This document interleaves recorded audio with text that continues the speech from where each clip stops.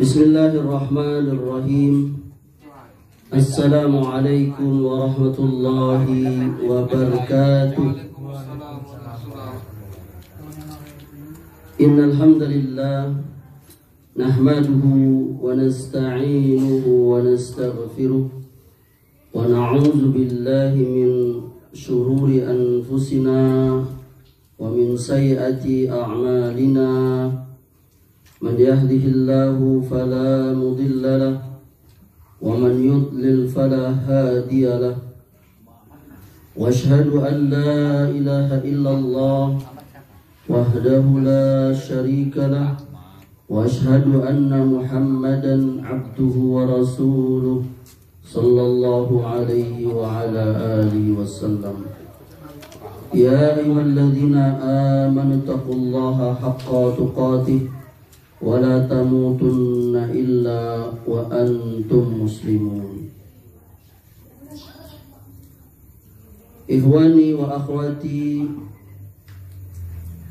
jamaah Majelis Taklim Baiti Jannati yang dimuliakan oleh Allah, kita bersyukur kehadirat Allah Subhanahu wa ta'ala atas segala nikmat yang Allah telah berikan kepada kita, terutama nikmat hidayah, iman, Islam dan sunnah, dan juga nikmat sehat dan waktu luang, dan nikmat negeri yang aman, sehingga kita dapat melangkahkan kaki kita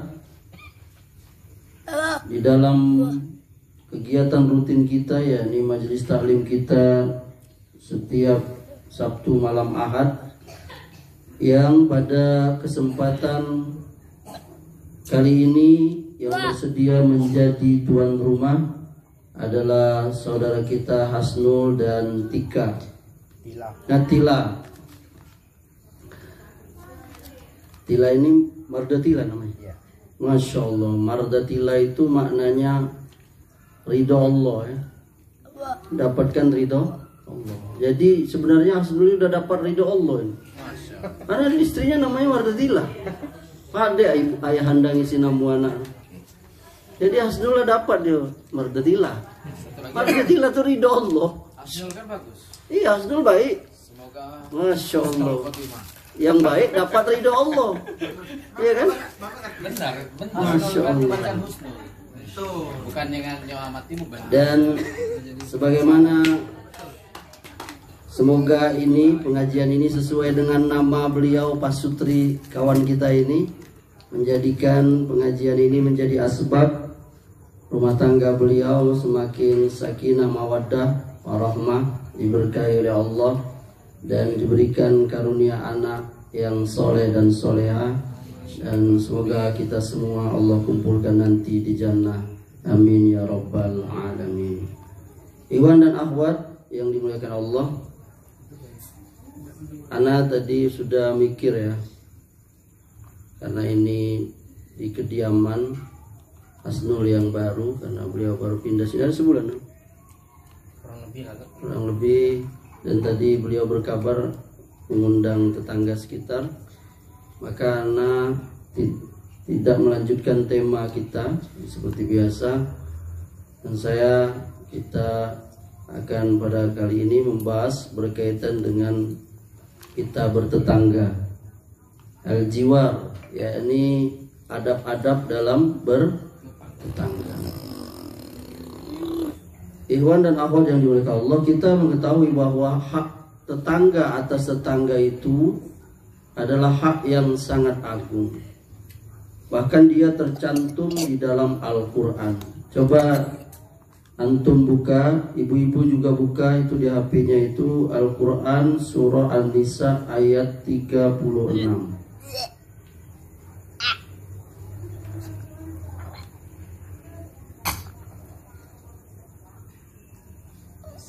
Yang duluan ketemu tolong dibaca.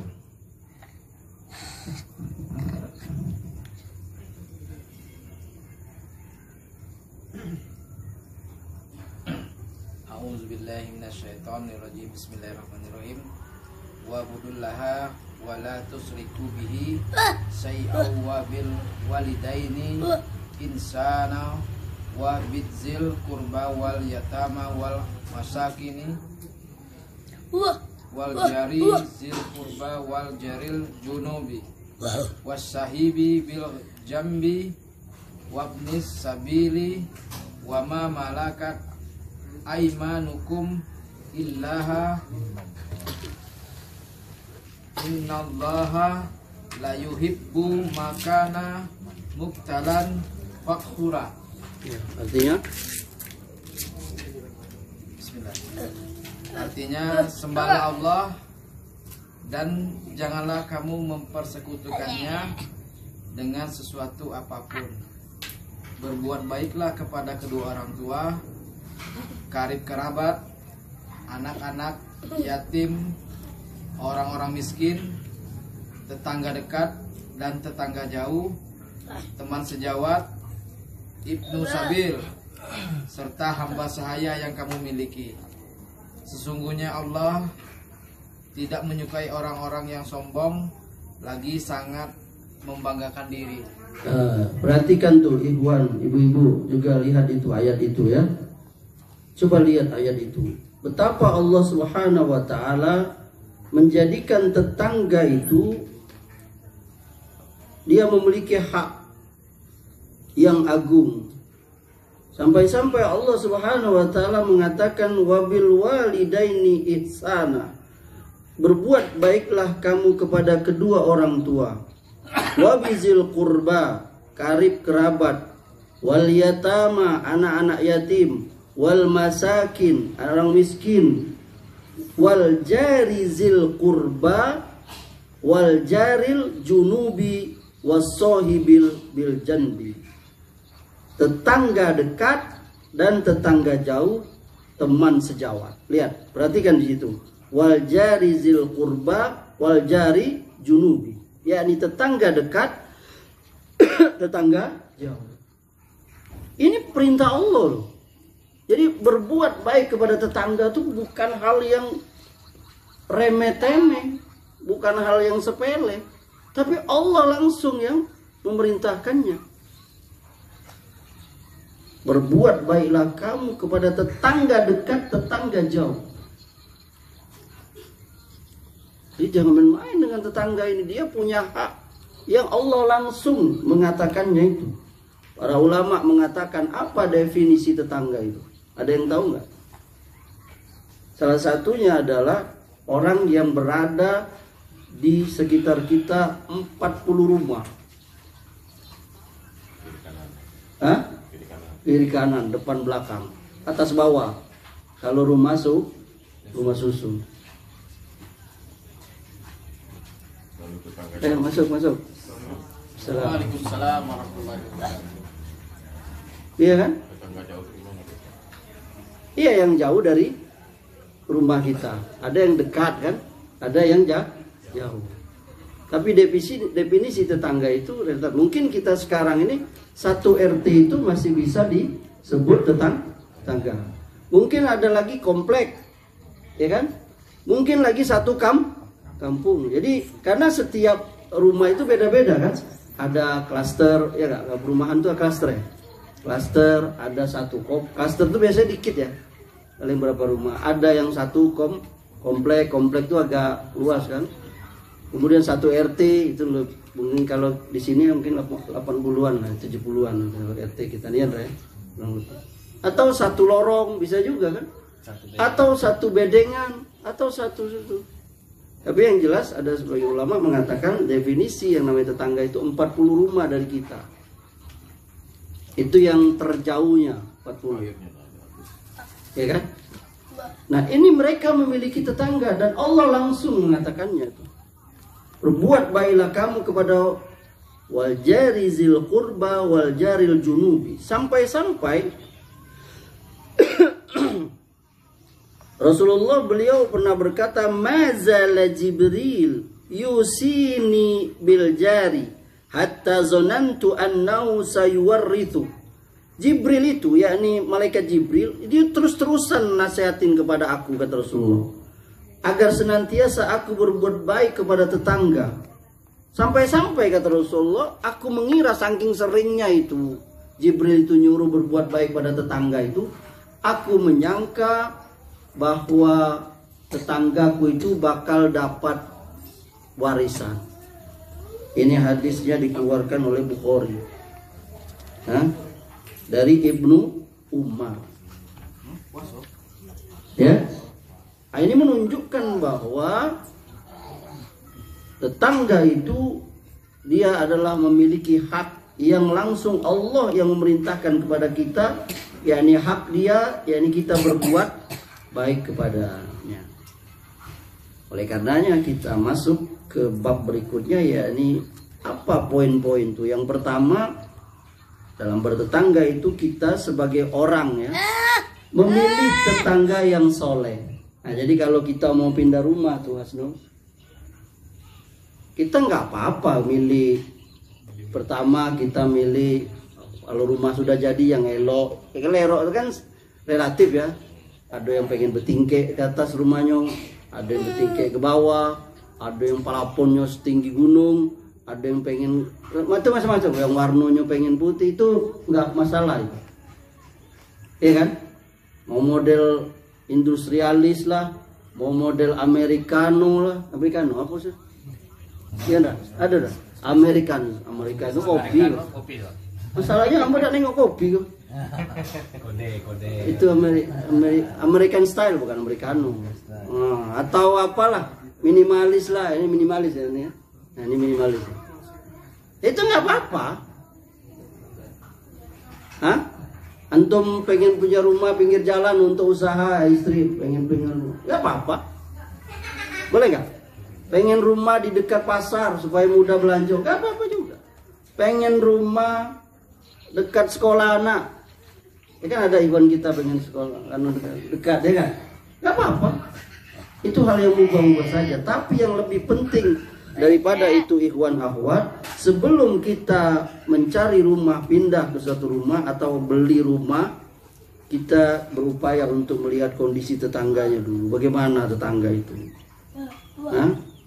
Karena tetangga itu akan menjadi orang yang terdekat kita. Ya kan? Orang terdekat kita. Sebelum kita, walaupun keluarga kita banyak, tapi kalau keluarga kita jauh, yang pertama kalau ada apa-apa siapa? Tetangga. Anak kita kakinya terperosok masuk ke dalam kloset WC, siapa yang kita tolong? Tetangga dulu. Sakit perut, kebetulan mobil kita lagi dipinjam DLR misalnya, ya kan? Tidak bisa tetangga kalau dia punya mobil kita tolong. Tengah malam sakit apa? Kalau yang sendiri dia tuh jahat, tetangga nggak bantu bagaimana? Nah ini nanti kita bahas. Itu kan ada kan? Ya, sabar. Dia jahat tapi pengen dibantu. Ya. Nah, jadi ya ibu-ibu ya, jadi mencari rumah itu pertama yang kita lihat tetangganya, karena itu pengaruh tetangga. Antum punya rumah di dekat tempat prostitusi, itulah ya kan? Itu akan mempengaruhi yang. Coba antum bayangkan, Yopi tinggal di dekat itu kan, antum balik ke rumah ada yang manggil, mampir bang, ya kan? Gimana gak risih istri antum? Aman katanya. Lalu di situ kampung narkoba misalnya, kampung itu beredar luas, kan mempengaruhi anak kita. Maka ini pentingnya itu. Oleh karenanya memilih tetangga yang soleh, memilih tetangga yang baik, bahkan yang beriman, bertakwa, itu hal yang sangat ditekankan dalam agama kita. Karena dia akan menjadi sebab yakni kebahagiaan. Sampai Rasulullah mengatakan arba'un minas sa'adati. 4 perkara yang dapat mendatangkan kebahagiaan. Apa kata Nabi? Al-mar'atu sholihah. Ya subhanallah. Ibu-ibu dengerin nih. Ibu-ibu dengerin nih. 4 perkara yang mendatangkan kebahagiaan. Pertama, wanita solehah. Subhanallah, wanita solehah itu mendatangkan kebahagiaan bagi laki-laki. Betul? Betul. Disuruh dia nurut, tidak bantah. maju ke depan, mundur dek, mundur di belakang, naik ke atas dek, naik dia, turun dek, turun, udah bantah dia.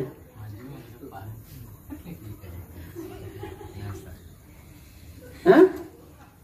Silakan wanita itu memilih pintu surga mana yang dia mau masuk. Sholat 5 waktu, puasa Ramadan, menjaga kemaluannya, dan dia taat kepada suami. Ini menantangkan kebahagiaan. Yani wanita yang soleh, yang taat pada suaminya, ibadah. Begitu pula istri, dia dapat suami yang soleha, itu mendatangkan kebahagiaan. Alhamdulillah Ustaz, suami saya namanya soleh. Iya, damu aja gak ini. Alhamdulillah itu. Seperti kawan kita Hasdul kan, namu diolah elok, Hasdul dapat istri Mardo, Mardo Tila ya. Lu udah doa, nama doa kan. Itu alhamdulillah itu. Ya ini sesuai nama dan ini. Tapi ini perkara mendatang kebahagiaan itu wanita yang soleh. Lalu kata Rasulullah apalagi? Al-maskanu wasi'un, tempat tinggal yang luas. Nah, jadi tempat tinggal yang luas itu datang kebahagiaan. Kita yang rumah sempit kan nggak enak, bersenggolan terus. Nak duduk selonjor kayak ayah anda, tak bisa, rumah sempit. Anak 12. Lah di Jakarta itu ada rumah 5x5, penghuninya 22 orang, ada 25 kan. Iya, teman-teman lihat aja di YouTube itu. Orang di Jakarta tuh rumah. Kita bersyukur kepada Allah Ikhwan. Di Hong Kong itu rumah tuh. Orang seperti Dencis, lihat ikan Dencis begitu. Kita bersyukur ini. Rumah yang luas itu nikmat, enak, datang kebahagiaan. Kemudian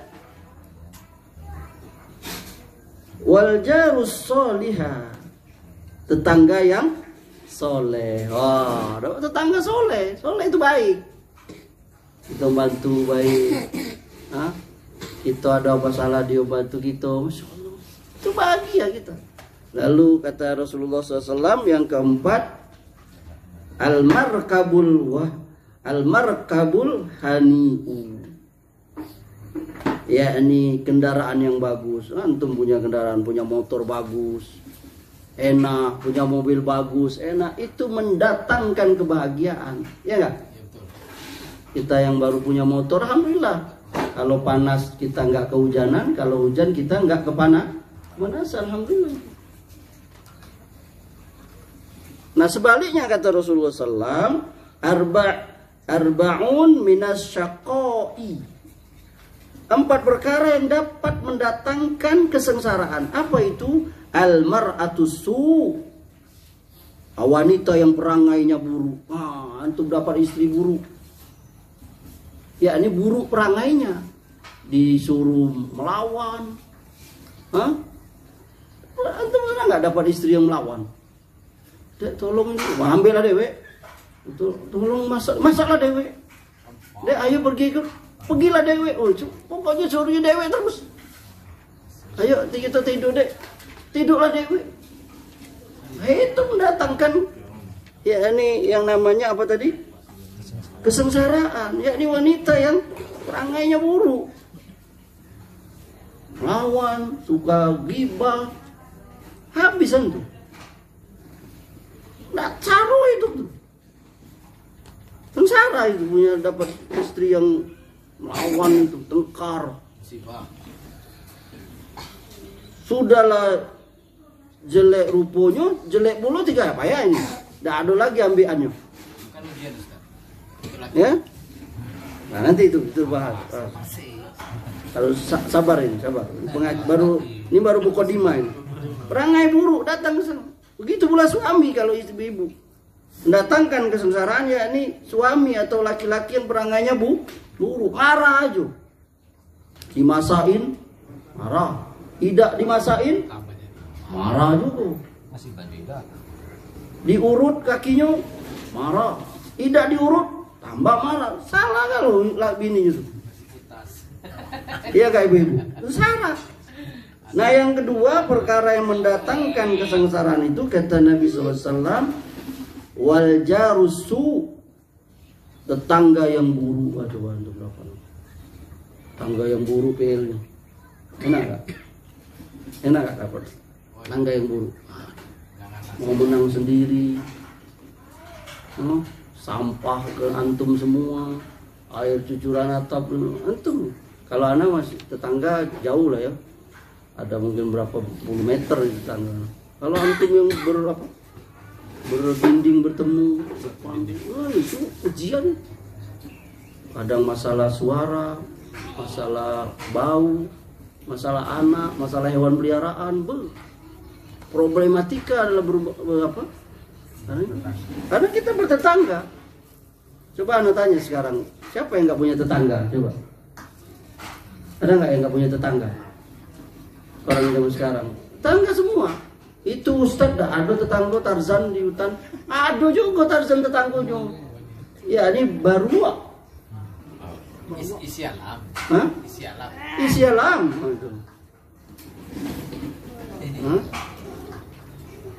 Apa namanya pepatah Minang itu? Baru. Perut harimau diparui. Nah itu apa tuh?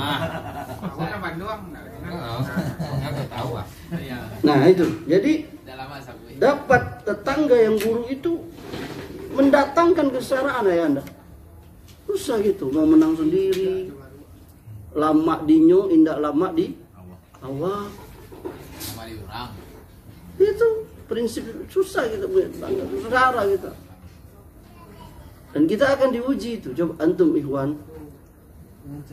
Pertama kita berumah tangga, ibu-ibu perhatikan tadi tuh yang ditanya oleh John itu. Ya ini suami jadi ujian bagi istri. Istri ujian bagi suami. Alhamdulillah dapat suami soleh, dapat istri soleha. Kita diuji dengan mertua. Betul? Betul. Kan jangan antum kira mertua semuanya baik. Kalau anak, alhamdulillah mertua anak terbaik di dunia, mertua anak. Bagi anak ya. Allah yarham, semoga Allah merahmati papa mama. Anak juga Ustaz. Insya Allah. Tapi ada orang yang diuji dengan mertua. Ada. Nggak mertua laki, nggak mertua perempuan. Itu ujian bagi dia. Sabrun jamil, harus sabar. Dapat istri suami baik, soleha. Dapat mertua baik, soleha. Diuji dengan anak. Jangan kira antum punya anak itu nggak diuji. Makin banyak anak, makin banyak ujian. Rezeki ya, ini bahasanya lagi uji. Makin banyak ujian. Siapa yang paling banyak anak di antara kita nih? Siapa? Jadi berapa anak? 5. Berapa? 3. Tiga. Oh, ada 3 semua kita nih. Ini yang paling banyak nih, 4 nih. Ujian nih paling banyak nih, karena anaknya 4 ujiannya. Anak 3, kita rata-rata 3. Ini 2, dari 3 ya kan? Ujian itu. Dapat suami istri baik, soleh-soleha. Dapat mertua baik, soleh-soleha. Dapat anak baik, soleh-soleha. Diuji dengan ipar, ya kan? Bisa nggak ibu-ibu ya kan? Betul ya anda? Ada orang diuji dengan iparnya. Betul ya? Kita diujian nggak loh, Joni? Dapat suami istri soleh-soleha. Dapat mertua soleh-soleha. Dapat anak soleh-soleha. Dapat ipar soleh-soleh baik. Dapat tetangga. Itu ujian juga itu kata antum tadi. Gimana Ustaz? Ya sabar. Dan ini memang berat karena hidup ini ujian.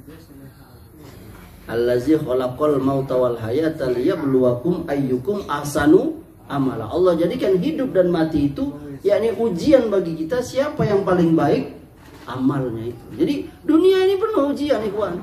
Kita akan diuji kita. Teman ujian nggak? Ujian juga nih, nggak belum disebut nih. Pasangan hidup, apa namanya, tetangga tadi, mertua, kawan, itu juga ujian bagi kita.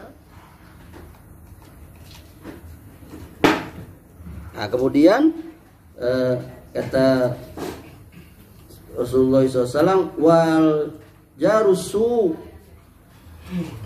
wal markabusu, kendaraan yang buruk. Anu punya motor, punya mobil, mogok, boros, ya kan? Itu kan datangnya kesengsaraan. Nak pengajian, ya Allah, tiba-tiba di mogok, bengkel jauh, ujian itu. Kemudian yang terakhir kata Rasulullah, wal maskanu thayyib, yakni tempat tinggal yang sempit. Dan ini datangkan kesengsaraan, tempat tinggal sempit, tumburan terus. Ada tamu datang nggak enak, ada keluarga datang apalagi, ya itu tadi. Oleh karenanya datanglah, ada pepatah itu, yakni tetangga sebelum tempat tinggal. Nah yang kedua, menyukai kebaikan bagi tetangganya sebagaimana kita menyukai kebaikan untuk kita sendiri. Jadi kita tetangga itu tadi. Kalau ada kebaikan tetangga kita, dia beli mobil baru, alhamdulillah. Sebagai seorang muslim gitu, alhamdulillah dia punya mobil baru. Insya Allah kita yang belum punya, nanti kalau jalan-jalan insya Allah dia bisa ngajak, atau nanti kalau ada keperluan dia insya Allah meminjam jemaah. Doa kita kayak gitu aja. Jangan kita jadi orang yang berdengki. Tak usah itu, pasti kredit itu mobil itu, kredit 5 tahun itu. Apa urusan antum ngurusin orang, mau dia kredit, mau dia, ada urusan antum. Nah jangan juga itu, apalagi itu. Tak usah kita sebutin itu. Iya, tak usah kita usil dengan tetangga. Biarnya kita alhamdulillah, udah alhamdulillah. Dia rehab rumah dia, alhamdulillah. Ini benar-benar ngaji loh kita nih, Bang. Hantu jangan lihat, pasti rehab rumah tuh pasti ngutang gitu. Ya usah, apa urusan antum? Biar urusan dia sama Allah. Ya, jadi kita menyukai kebaikan. Karena anaknya diterima di mana? Diterima di mana? Di tempat sekolah yang bagus, alhamdulillah. Anaknya dapat menantu yang baik, yang kaya, alhamdulillah.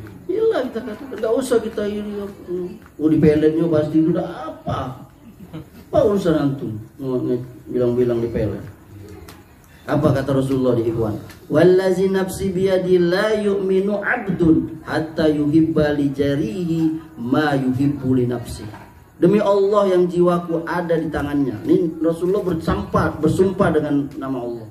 Tidak sempurna keimanan kamu seseorang sampai kamu menyukai bagi tetangganya apa yang ia sukai bagi dirinya. Ini hadis riwayat Bukhari dari Abu Hurairah. Jadi apa yang kita sukai juga apa yang dengan tetangga. Kalau antum suka punya mobil baru, tetangga kita juga suka. Jangan kita suka mobil baru, tetangga kita nggak boleh. Kita suka anak kita diterima di tempat sekolah yang bagus, tetangga juga kita sama. Jangan enak di kita aja. Oh, ini harus kita perbaiki nih cara bertetangga kita selama ini kan, yang penuh dengan kedengkian dan sebagainya itu jangan. Ya. Yang ketiga, tidak mengganggunya baik dengan ucapan maupun perbuatan. Ini dalam bertetangga. Apa kata Rasulullah? Man kana yu'minu billahi wal yaumil akhir fala yu'zi jarah. Siapa yang beriman pada Allah dan hari akhir, janganlah dia mengganggu tetangganya. Ini hadis Bukhari dan dari Abu Hurairah.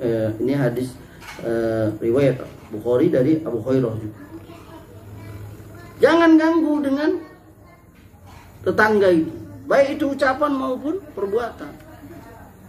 Jangan kita ngomongin tetangga begini begitu pada tetangga yang lain sampai itu. Jangan antum ngomongin tetangga ini. Gak sampai ke tetangga yang antum ngomongin sampai itu. Namanya mulut. Telan itu. Kalau itu rahasia gak usah. Kalau gibah sampai kepada orang yang antum gibah. Pegang itu prinsip jiwa. Karena keburukan yang antum omong itu bau, tuh bangke itu akan tercium, akan sampai kepada orang yang kita. Makanya diibaratkan di dalam surah Al-Quran itu seperti makan bangkai. Bangkai itu kan sifatnya tercium, dari jauh aja tercium. Dan itu akan kita keluarkan, itu akan sampai kepada orang yang kita omong. Gimana caranya? Makanya kita berupaya gak usah ngomongin. Walaupun nitip Ustadz jangan diomongin. Semakin antum nitip jangan sampai malah. Sampai ada cerita waktu anak belum meriksa, ini ambil ibroh aja. Riwayatnya sah atau enggak, ini ambil ibroh aja ya. Ya ini peristiwa Nabi mau dia apa? Mau Nabi dibunuh itu kan. Karena dengarnya dari Kiai Zainuddin MZ waktu kecil ceramah dia.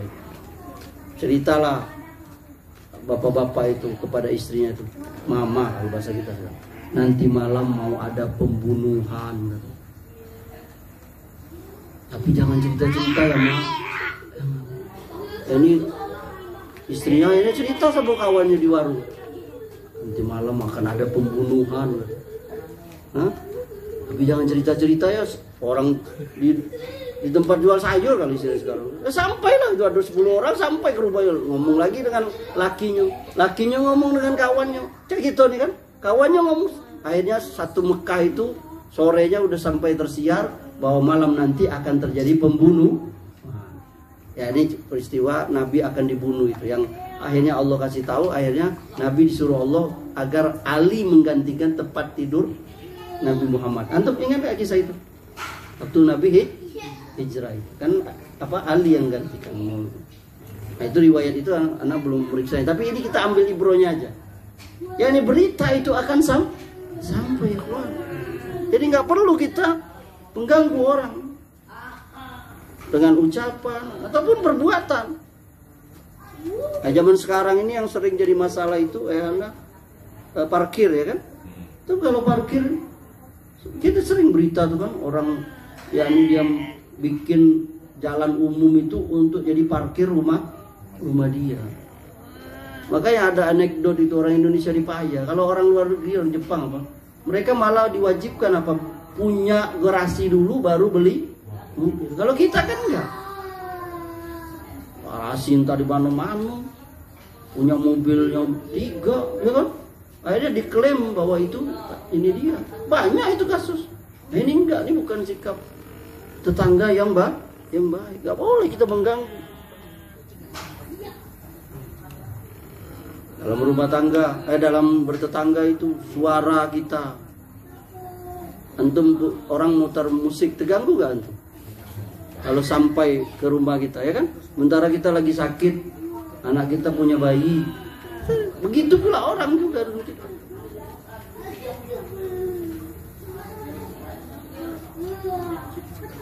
Air apa sampah kita hati-hati. Hah? Antum nanam buah-buahan, hah? Rambutan, mangga misalnya. Tetangga dapat saroknya aja. Tahu sarok? Bahasa Inggris itu, sarok. Penuh itu di atap tetangganya apa? Daun. Nutupi saluran airnya lagi, ya Allah. Zolim antum. Antum yang melihara ayam, ada yang melihara ayam enggak? Ibu-ibu ada yang melihara ayam enggak? Antum melihara ayam enggak dikurung. Ayam antum keliaran. Ayam tuh mana tahu dia enggak lapor Pak RT deh. Ciri dia di teras antum, sampai ciri di atas kursi dan meja. Hah? Oh, BAB. Iya kan? Ya. Ayam pup. Itu PUP. Iya kan? Coba bayangkan. Pasti antum boro-boro dapat apa? Dapat dagingnya, dia sih sopnya. Dapat ciri dapat pupnya aja. BAB itu pekerjaannya. Coba bayangkan, antum punya tetangga kayak gitu. Belum lagi punya dog, ya kan? Punya anjing, coba. Jadi takut kita kan, resah anak kita ya kan, takut digigit. Sama itu semua ya Pak. Mengganggu itu. Aplikasinya lihat aja. Dalam ini. Bakar sampah. Wah itu. Apa aja lah. Nah, ini contoh-contoh aja yang ringan ya, ada. Yang ada zaman sekarang ya. Mungkin setiap daerah beda itu. Di kampung beda. Ya kan? Sonhorek ya kan? Apa semua orang suka sonhorek tuh? Orang-orang yang menurut anak orang yang agak hebat juga gendang telinga itu yang suka tuh. Karena gendang telinganya terbuat dari batako itu. Kalau kita yang normalnya gendang telinga itu tuh halus kan, nggak kuat kita tuh. Tapi anak yakin tuh dalam waktu berapa tahun, insya Allah dia jerit di samping telinganya juga nggak dengar dia. Iya itu tuh, lama itu prosesnya. Yang ahli ya dokter THT. Siapa dokter THT di sini? Tanyalah dokter THT. Nah itu dalam bertetangga juga gitu. Kemudian selalu berbuat baik kepada tetangga itu. Buat baik pada tetangga itu. Apa salahnya berbuat baik? Ya, mudah aja dengan senyuman juga. Senyum aja, tegur sapa bang. Ya kan, assalamualaikum bang, mbak, ya kan? Tetangga gak pernah berteguran, bahkan gak kenal. Wah, gawat ini. Nah, yang kelima, bersabar terhadap gangguan tetangga. Ini yang Joni tanya tadi. Gimana ini? Ya sabar. Untuk mau surga enggak? Itu kata Allah tadi. Itu ayat yang antum baca tadi. Sebagaimana dikatakan tetangga yang baik bukan hanya menahan tangannya untuk tidak mengganggu tetangga. Ini kita. Tapi dia juga sabar terhadap gangguannya. Oleh karena itu seorang muslim harusnya sabar terhadap gangguan tetangganya, tabah menghadapinya, membalasnya dengan kebaikan. Sungguh yang sikap seperti itu akan menutup pintu bisikan setan. Ini berat ini. Antum menang lihat nggak? Ada di YouTube atau di apa itu ada tetangga itu. Dia punya tetangga ibu tua ngelemparin segala kotor sampai kotoran sampai air comberan dilempar aja ke rumah. Bayangin. Sabar tapi Anda lihat sabar sih Bapak, cuma di videonya. Terus dikasih taunya baik-baik, kasih tahu tetangga, kasih tahu Pak RT. Akhirnya baru puncaknya dia udah nggak tahan lagi, ibu tuh nggak berubah-ubah. Baru di videonya dikasih taunya ke polisi, akhirnya ibu tadi itu di sel berapa seminggu. Keluar masih juga. Oh ternyata dia memang kurang sekon kayaknya. Kurang waras. Nah itu memang ujian itu Iwan. Ada tetangga, makanya anak bilang tadi itu. Kadang kita diuji anak, kadang diuji mertua, kadang diuji apa? Ipar, kadang diuji dengan menantu, kadang diuji dengan tetangga. Harus sabar. Nah, ini berat memang sabar itu. Berat nggak sabar? Berat. Karena memang sabar itu dua sabar itu salah satunya kepada orang itu. Menahan amarah dan memaafkan kesalahan orang. Berat ini. Coba buka itu John. Surah Ali Imran ayat 133, 134. Yang lain juga buka. Coba baca terjemahnya aja coba. Aduh, anak ngopi nih. Ngopi. 133, 134. Siapa yang ketemu baca terjemahnya? Ibu-ibu baca juga tuh. Ibu-ibu buka Ali Imran 133, 134. Dan bersegeralah kamu mencari ampunan dari Tuhanmu dan mendapatkan surga yang luasnya seluas langit dan bumi yang disediakan bagi orang-orang yang bertakwa, yaitu orang-orang yang berinfak baik di waktu lapang maupun sempit, dan orang-orang yang menahan amarahnya dan memaafkan kesalahan orang lain, dan Allah mencintai orang yang berbuat kebaikan. Ya, coba lihat itu. Coba tunjuk tangan ibu-ibu, siapa yang mau masuk surga? Siapa bapak-bapak yang mau dapat ampunan? Siapa yang mau masuk surga? Kok cuma 3 orang? Siapa yang mau masuk surga? Semua. Coba baca ayat. Wasari'u ila maghfiratin mir rabbikum wa jannatin arduhas samawati wal ard uiddat lil muttaqin. Cepat-cepatlah kamu kepada ampunan Tuhanmu dan kepada surga. Luasnya surga itu seberapa? seluas langit dan bumi yang aku sediakan untuk orang yang takwa. Untuk orang siapa? Orang takwa punya cirinya. Allazina yunfikuna fis-sarra wad-dharra. Apa ciri orang takwa itu? Mampu menafkahkan hartanya baik waktu kaya, baik waktu lapang, baik waktu susah, waktu sempit. Itu syarat pertama. Sanggup gak kita? Kita kadang kan, ngaku kau apa namanya belum sedekah, kelala nunggu gaji 200.000. Sudah dikasih 200.000, ngaku belum juga, kelala tunggu gaji 2 juta. Ngaku belum juga infak, kelala nunggu 20 juta. Belum juga sedekah infak, kelala 200 juta, kelaklah 2 miliar, kelaklah 20 miliar. Orang yang bertakwa itu mendapatkan baik waktu miskin, baik waktu apalagi kaya, baik waktu lapang, baik waktu sempit. Ya ini istiqomah. Kalau antum baca riwayat-riwayat para sahabat itu, antum pernah baca nggak riwayat sahabat? Dia menjamu tetangganya, menjamu tamu ke rumahnya itu ayahanda. Ada sahabat itu, makanan itu pas-pasan ayahanda. Lalu dia berkata kepada istrinya, kau diami anak kau, makanan itu sedikit. Lalu matikan, kecikan makan itu untuk menjamu, karena ada perintahnya jamu. Sampai seperti itu. Kita mungkin nggak sanggup seperti itu, tapi ini contoh gimana mereka dapat surga. Yang kedua apa? Wal kazimi nal ghois, mampu menahan amarah.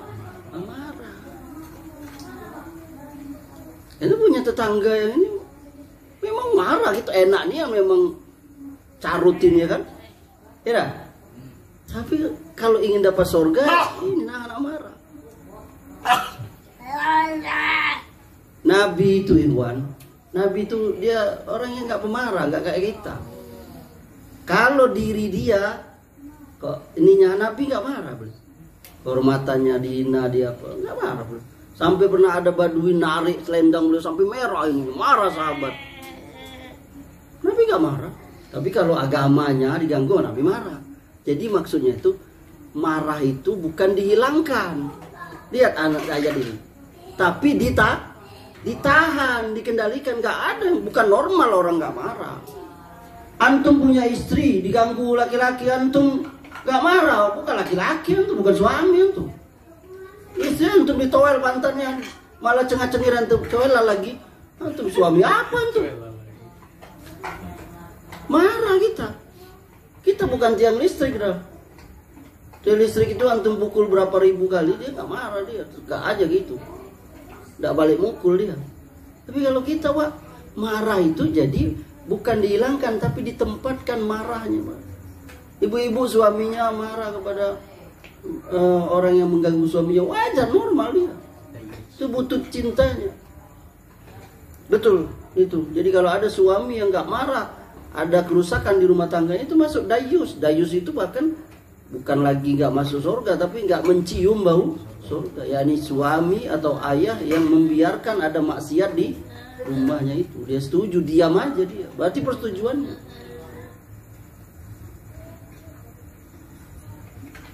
Sabar. Apa yang terakhir apa? Wal afina anin nas. Apa ayat tadi terakhirnya? Orang takwa itu dia sabar, itu kawannya itu CS-nya itu mampu memaafkan. Jadi ibu-ibu perhatikan. Dia kalau nggak nahan marah, dia pasti otomatis tuh, yakni dia mampu memaafkan. Nggak ada dia ngomong tiada maaf bagimu. Nggak ada, itu di sinetron itu. Mau kita masuk jadi pemain sinetron? Nggak, kalau gitu aku maafkan itu. Kenapa? Allah saja itu maha pengampun. Allah aja maha pengampun. Ada seorang laki-laki yang pernah bunuh apa? 100 orang manusia, ya kan? Yang tuh enggak kisah itu. Bab taubat, lihat aja di kitab Riyadhus Shalihin itu bab taubat. Allah menerima itu. Ada laki-laki bunuh 99 orang kan? Lalu dia datang ke ahli ibadah. Ada enggak pintu Allah masih terbuka, maafnya, ampunnya bagi aku? Ngapa emang? Aku lah bunuh orang 99. Oh, aduh. Kalau banyak dosa kau. Oh, ini kendak kau dibunuhnya. Yang ahli ibadah tadi pas 100. Aduh, dia nyesal lagi loh. Lalu dia datang ke ahli ilmu. Lalu dia, ada nggak pintu? Wah, ada. Tapi aku sudah bunuh 100 orang. Jangankan 100 orang, lebih dari itu. Allah tuh Ar-Rahman Ar-Rahim. Sebanyak bintang di langit, sebanyak pasir di laut, dosa kau, Allah itu lebih pintu maaf murah, asal kau mau taubat. Iya, Pak Ustaz, Pak Ilmu. Iya. Tapi syaratnya kau hijrah, pindah dari tempat itu, jalan dia. Belum sampai dia tempat mau yang dia tuju, mati dia. Ribut, Allah Maha tahu, ribut malaikat rahmat dengan malaikat azab mau ngambil ruhnya itu. Sidang oleh Allah, Allah Maha tahu. Sudah ukur aja mana jarak yang lebih dekat. Tempat dia bunuh itu sama dia mau taubat, diukur lah. Ternyata lebih dekat dia tempat mau tuju, tempat taubat itu. Dia mati sebelum sampai situ kan. Dia ukur tuh cuman beda sasta segini. Terus sampai sini. Dari riwayat yang lain tuh Allah menyuruh negeri yang apa? Yang jauh tuh mendekat satu hasta. Jadi para ulama mengambil pelajaran di sini ada beberapa banyak pelajaran. Yang pertama ilmu itu di atas segalanya. Lihat keutamaan ahli ilmu tadi dibanding ahli ibadah tadi. Ahli ibadah ini lolo, tidak berilmu, tidak apa ini ya dia, malah menghilangkannya nyawanya tadi. Ini menunjukkan ahli ilmu. Kita berilmu itu Iwan, ilmu kita itu bermanfaat itu. Yarfa'ul lazina amanu minkum wal lazina utul ilma darajat. Allah mengangkat derajat orang yang beriman dan beriman. Yang kedua, yakni Allah itu Maha Pengampun. 100. Jadi nggak ada. Kita dalam apa namanya? Dalam bertetangga ini kita harus sabar. Nah, ini sebagai orang, sifat orang bertakwa tadi apa? Menahan amarah dan memaaf. Udahlah, maafkan. Apalagi suami istri, sudahlah. Maafkan saja suami, maafkan istri. Apalagi hanya sekedar gulanya kebanyakan, apalagi yang biasanya kopinya kurang, uang tambahannya kurang, ya kan? Mungkin pemasukan suami lagi, ya, mungkin ikannya tidak terjual ini, mungkin kopinya, kopi memang hitam, itu biasa. Mungkin yang PNS lagi banyak potongan udah. Nah, itu mudah memaafkan. Apalagi suami istri, apa suami istri ego-egoan tidak mau maaf. Kalau aku lah sebelnya dengan suami aku tuh Ustaz, ya boleh juga lah. Tapi tidak lebih dari berapa hari? 3 hari. Boleh suami istri itu diam-diaman, boleh. Tidak tegur-teguran, tidak melayani, boleh. Tapi batasnya cuma 3 hari. Tapi apakah benar ada uang abang sayang, tak ada uang abang terutama, ada benar aja? Apanya? Ada uang abang sayang, tak ada. Enggak lah. Berarti salah kita yang cari istri kayak gitu. Ya kan? Masa kita cari istri, berarti kurangnya kita kan kata Nabi, carilah istri 4 perkara. Ada agamanya yang perlu. Berarti agamanya kurang itu. Berarti kita harus mendidik dia lebih baik dalam agama itu. Masa ditendangnya kita?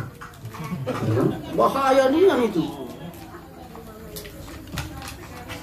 Kemudian yang selanjutnya ke-6, adab bertetangga ini memberi tetangga makanan kalau lebih. Nah, ini lihat Iwan. Laisal mu'minu billazi yasba'u wa jaruhu ja'iun ila janbih. Bukanlah mukmin yang kenyang sementara tetangga samping rumahnya lapar. Itu Iwan. Ini kita di Bengkulu ini sedih gitu. Masih ada juga, kemarin kita terkejut juga kan, ada anak yang ternyata keluar cacing dari ini. Itu berarti masih banyak orang yang kita nggak tahu gitu. Maka anak menasihati diri anak dan kita semua, coba kita perhatian dengan tetangga kita. Siapa tahu ada yang terselip. Nggak kita bisa selesaikan sendiri, ajak orang lain. Iya Andre, yang tetangga kita, dia siapa tahu. Kadang-kala orang tuh dia malu mau minta. Dan kita juga nih punya anak, kita didik anak kita berbagi. Antum lihat nih tetangga komplek minum. Kalau anak antum punya kue mainan atau apa, permen, kalau ada teman-temannya 5, udah kasih 5, 6 sama anak kita. Kasih ajari anak kita untuk berbagi. Kalau anak kita ada sifat tak mau, kita yang bagi ini ya. Kan ada juga anak tuh memang self depend, dia kadang nggak mau berbagi kan. Nah, kita yang ngajarin, kita yang bagiin. Ini bagi. Itu jangan malah kita ajarin anak kita pelit. Ini berbeda, jangan kau kasih kawan kau dah. Jangan kasih kawan-kawan. Lah anaknya malah diajarin pelit. Akhirnya anak, Bapak Ambo jangan bilang jangan dikasih. Lah Mak Ambo ngecek tadi jangan dikasih. Sampai ke pelit dia tuh. Maknya ngajari itu. Lagi kalau roti potong 2 apa lah ya kan? Ada 4 kawannya potong 4. Apa-apa. Insya Allah itu kalau air cucuran atap itu apa namanya? Buah jatuh tak jauh dari pohonnya. Insya Allah anak itu seiring dengan ikhtiar kita lalu doa kita, insya Allah anak itu akan menjadi. Maka kita berdoa Robbi habli minas solihin. Ya Allah anugerahkan aku anak yang soleh. Kemudian sampai kata Nabi, nih perhatikan nih ibu-ibu nih. Iza tabahu ahadukum kidran falyukthir maraqaha thumma liyunawil jarahu minha. Kalau kamu atau salah seorang dari kamu masak makanan, maka perbanyaklah kuahnya, kemudian kasih sebagian kepada tetangganya. Ini buk harfiah kuahnya nanti kasih. Antum masak soto, masak apa lagi sop, kuahnya antum kasih kuahnya itu ya bukan itu maksudnya. Hah? Bukan. Sampai kata Nabi, lihat nih ibu-ibu.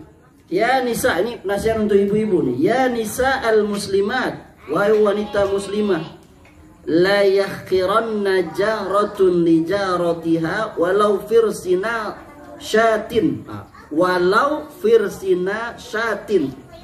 Wahai wanita muslimah, janganlah kalian meremehkan pemberian kepada tetangga meskipun hanya kaki kambing. Kaki kambing itu banyak tak dagingnya? Dikit, begitu aduh. Tapi kata Nabi jangan anggap remeh itu. Bahkan di ayat di hadis yang lain, saling memberi hadiahlah kamu, nanti kamu akan saling mencintai. Benar ini Iwan. Istri kita itu kalau dikasih hadiah, benar gak ibu-ibu? Makin cinta dia. Kalau udah percaya praktekin nanti. Hari Minggu ini antum belikan gelang sebelah kanan. Minggu depan gelang sebelah kiri. Minggu depan lagi gelang kaki sebelah kanan. Minggu depan lagi gelang kaki sebelah kiri. Minggu depan lagi gelang pinggang, kalung. Insya Allah tambah dia ini nurut. Orang maaf apa? Guguk.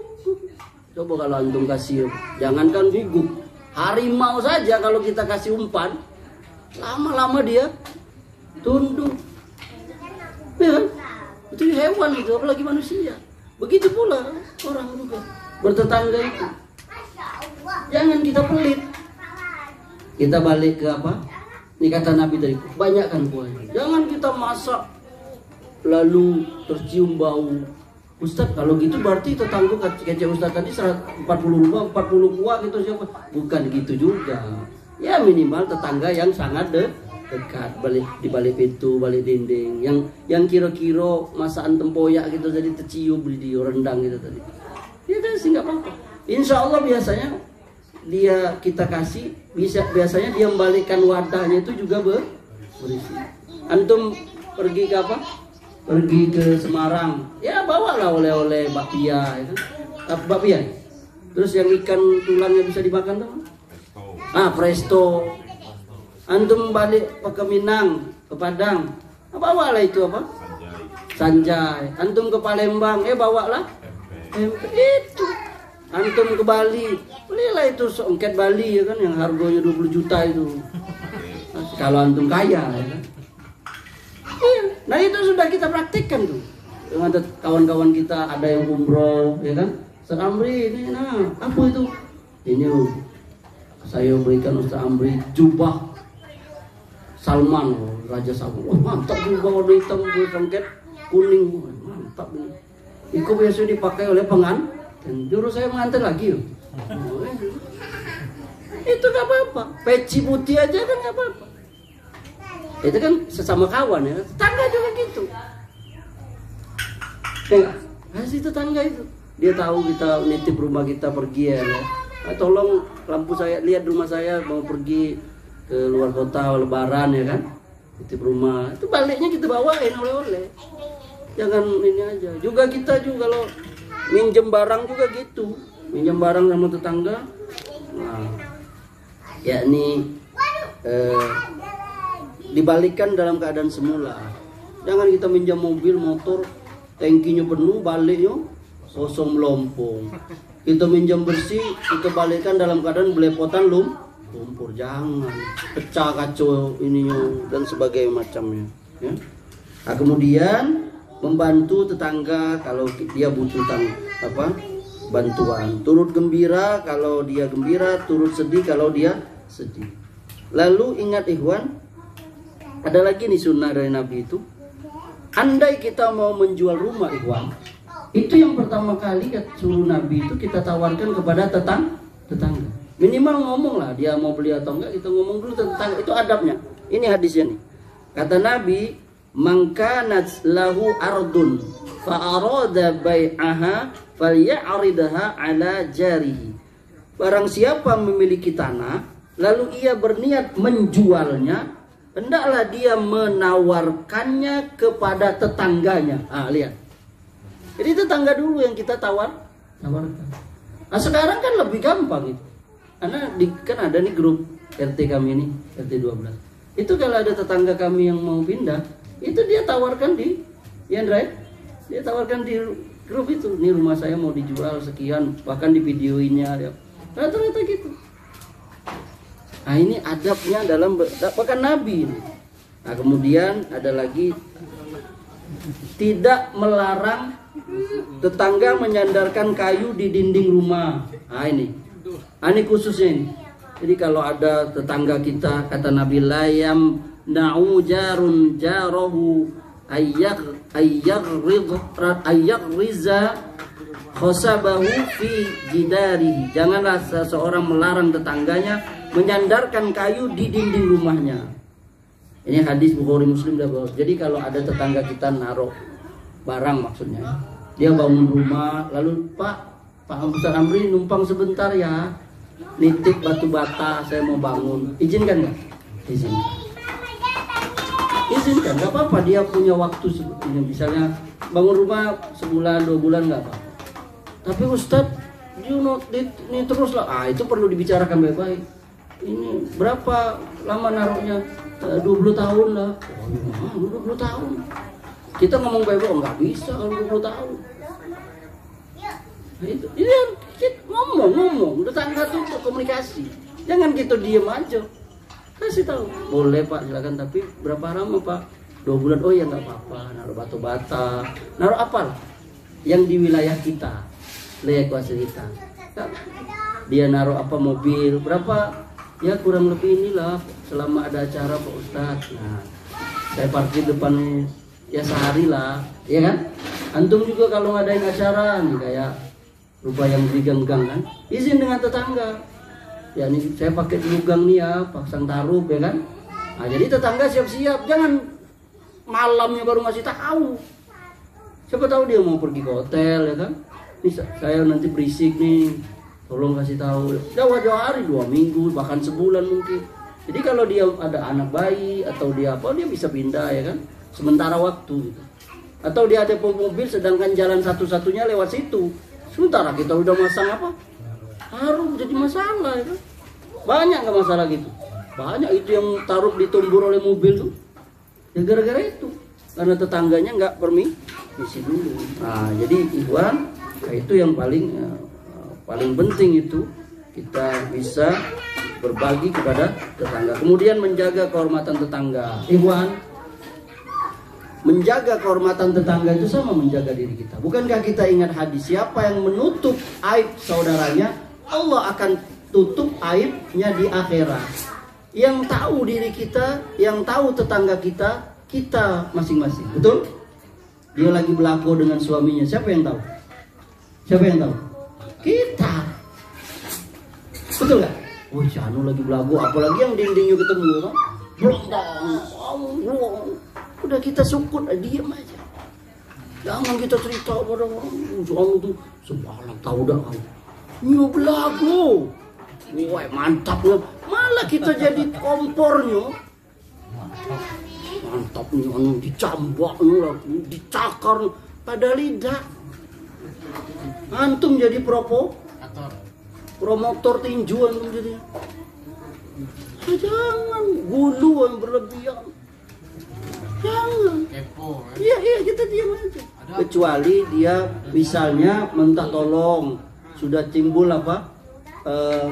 keburukan misalnya tonjok atau apa udah kekerasan lah, itu beda kan. Itu pun kita lihat kondisi. Kita mungkin manggil tangga yang lain atau memanggil Pak RT ya kan. Ini kadang kan nggak bisa kita menyelesaikan masuk ke ranah orang pribadi ya kan. Kecuali kalau dia sudah terjadi hal yang seperti tadi. Ini maksud anak tadi ya dalam hal-hal yang terbatas gitu. Jangan kita masuk ke situ, nggak perlu mencuri. Tapi Ustaznya belagu sama istrinya lari ke rumah kita, Ustaz. Nah itu beda kan? Ya beda kalau dia seperti itu. Kita bisa menjadi penenang, paham nggak? Jangan malah antum jadi provokator. Kita pertolongan. Paham nggak? Istrinya pakai tangan. Ya, itu jangan. Suaminya minta. Nah itu beda itu. Nah itu kita bisa menjadi penenang, insya Allah pelan-pelan. Berarti kita dipercaya. Bang, tolong bang, aku dikejar pisau. Nah, Ya kita harus mampu menahan itu. Ya. Nah, kemudian yang terakhir kita menasihati tetangga. Ya Pak RT ya. Antum harus jadi menasihat, jangan diam aja. Kalau ada tetangga kita maksiatnya yang buruk, kita harus jadi sab terdepan menasihati. Jangan Pak bilang berbuat baiklah. Ini Pak anjing peliharaan Bapak ini mengganggu tetangga anjing Bapak ya kan. Kalau bisa Bapak kurung aja, jangan biarkan dia buang sembarangan atau takut kita gigit orang ya kan. Kita tahu baik. Nggak selesai kita lapor ke Pak aparat, ngomong sama-sama. Ini memang problematika bertetangga itu berat. Kadang-kadang nggak bisa kita selesaikan sendiri, kita harus berjamaah. Oleh karenanya ana menasihati diri ana dan kita semua, jangan kita yang udah ngaji eksklusif, jangan. Kita nggak bisa hidup sendiri, Iwan. Kita harus bergaul. Kata Rasulullah, orang yang terbaik itu adalah orang yang yukhoritun nas, bergaul, bercampur sama manusia. Gak bisa kita uzlah sendiri. Itu beda orangnya. Itu Ustadz sahabat Nabi siapa? Ya uzlah. Itu beda orangnya. Untuk kita sekarang gak ada yang sanggup seperti itu. Kita yang terbaik sekarang adalah kita yukhoritun nas wa yasbiqu ala azam, bergaul dengan manusia, bercampur, berbuat baik dan bersabar kalau ada gangguan. Caranya apa? Dengan ilmu. Masa antum sudah ngaji sama kayak orang awam yang belum berilmu?